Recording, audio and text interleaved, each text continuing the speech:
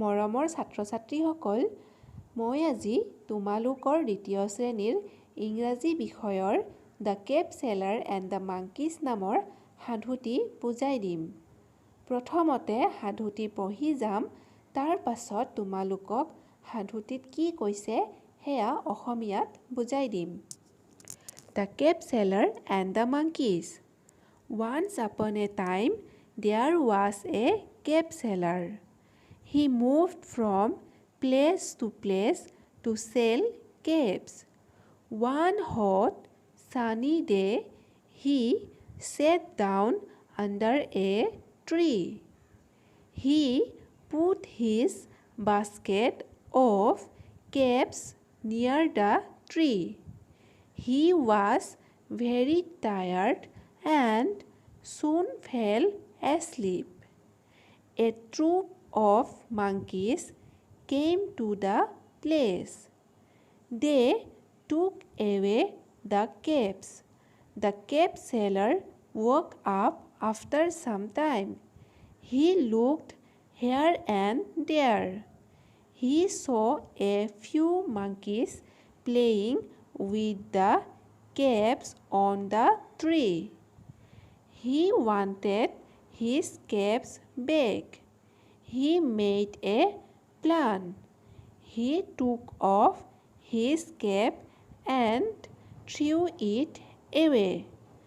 The monkeys also took off their caps and threw them away.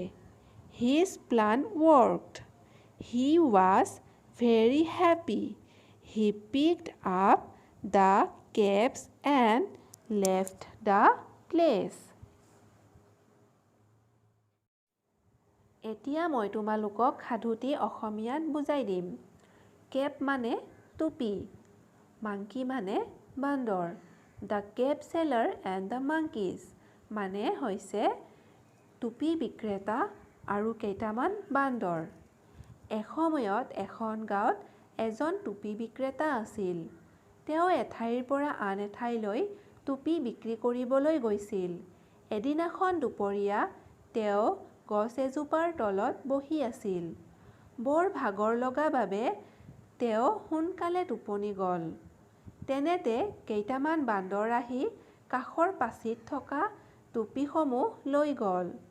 অলপ পিছত মানুহজনে সাৰ পাই দেখিলে যে বান্দৰকেইটাই গছৰ ওপৰত টুপিবোৰ লৈ খেলি আছে। মানুহজনে বান্দৰকেইটাৰ পৰা টুপিবোৰ ল'বলৈ এটা বুদ্ধি কৰিলে। তেওঁ বান্দৰকেইটাক দেখুৱাই নিজৰ টুপিটো মাটিত দলিয়াই দিলে। বান্দৰকেইটাও নিজৰ নিজৰ টুপিসমূহ মাটিত দলিয়াই পেলালে। মানুহজনে টুপিবোৰ সংগ্ৰহ কৰি তাৰ পৰা গুচি গ'ল।